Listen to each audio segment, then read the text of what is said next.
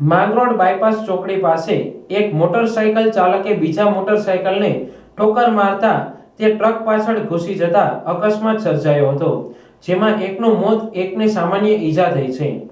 માંગરોળ પથ્થરની ખાણમાં મેતાજી તરીકે કામ કરતા કુતિયાણા તાલુકાના મૈયારી ગામના રામભાઈ ખૂંટી નામના 37 વર્ષના યુવાનનું મોત થયું હતું.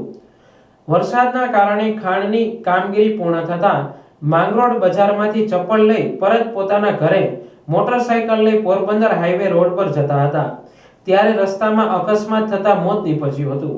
માંગરોળ બાયપાસ ચોકડી નજીક પોરબંદર હાઈવે પર મામાદેવના મંદિર પાસે એક મોટરસાયકલ ચાલકે આગળ જતી મોટરસાયકલને પાછળથી ઠોકર મારતા ત્યાં ઉભેલ ટ્રક પાછળ ઘૂસી જતા એકનું મોત થયું હતું અને એક મોટરસાયકલ ચાલકને સામાન્ય ઈજા થઈ હતી. અકસ્માત થતા મૃતકને માંગરોળ સરકારી હોસ્પિટલે ખસેડવામાં આવ્યો હતો, જેની જાણ પોલીસને થતા બનાવની વધુ તપાસ હાથ ધરવામાં આવી છે.